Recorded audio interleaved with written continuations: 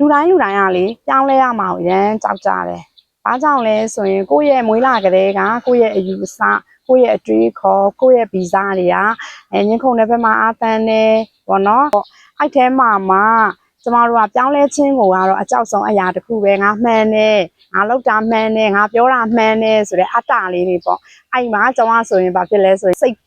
ကြီးတယ်ကျမကအဲ့လိုမျိုးအလောတကြီးဆန်စွာကျမကဆုံးဖြတ်တတ်တယ်အလောတကြီးဆန်စွာအလုပ်လုပ်တတ်တယ်ကျမတခုခုမကျေနိုင်ရင်ကျွန်တော်ကအော်ဟစ်ပြလိုက်ရမှာအဲ့လိုလူစားအဲ့နေကျမကလေရလာတဲ့အကျိုးဆက်တွေကမကောင်းဘူးမိသားစုကကိုနဲ့ဆိုစကားသိမပြောချင်တော့ဘူးကိုကအရင်ဥဆုံးပြောတာလေနော်အဲ့လိုမျိုးလေးတွေပေါ့ကိုကအရင်စိတ်ဆိုးလိုက်တာကိုကအရင်အော်ဟစ်လိုက်တာဒါမျိုးလေးတွေကိုကျမပြန်ပြီးသုံးသပ်လိုက်တဲ့အချိန်မှာကျမလည်းနေတယ်ကျမရဲ့ပတ်ဝန်းကျင်ကကျမမိသားစုလေးတွေအတွက်မအေးချမ်းနေဘူးသူတို့က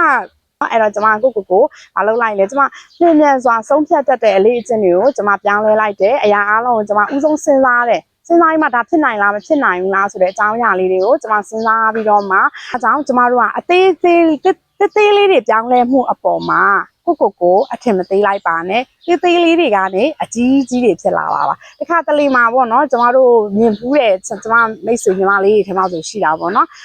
အမျိုးသားကတခုခုသူတို့ကိုလှုပ်ပေးလိုက်တယ်ကလေးចောင်းတော့ကြိုပေးလိုက်တယ်ပေါ့ဒါမျိုးဆိုရင်ကျမတို့ကဘာလို့ဖို့လို့လဲဆိုရင်ကျေးဇူးတင်လိုက်တာဆိုတာပြောပြီးဖို့လိုအပ်တယ်အားကြောင့်လဲဆိုရင်သူ့ရဲ့ဂရုစိုက်မှုသူ့ရဲ့ကျင်နာမှုသူ့ရဲ့ချစ်ခင်မှုတော့လိုချင်တယ်သူ့ကိုတော့သူလှုပ်ပေးတဲ့အရာလေးတွေကိုအတိမတ်မပြုတ်ဘူးဆိုရင်ကျမတို့ကကိုလိုချင်တဲ့အရာတွေမရနိုင်ဘူးဒါကြောင့်ကျမတို့ကကျေးဇူးတင်တယ်နော်ဒီနေ့ကလေးလေးကြိုပေးတဲ့အတွက်ဆိုတာမျိုးလေးကိုပြောင်းလဲပြီးပြောလိုက်မယ်ဆိုရင်အဲ့ဒီပြောင်းလဲခြင်းသေးသေးလေးတွေကနေစပြီးတော့မှကျမတို့ကအကြီးကြီးတွေဖြစ်လာပြီးရင်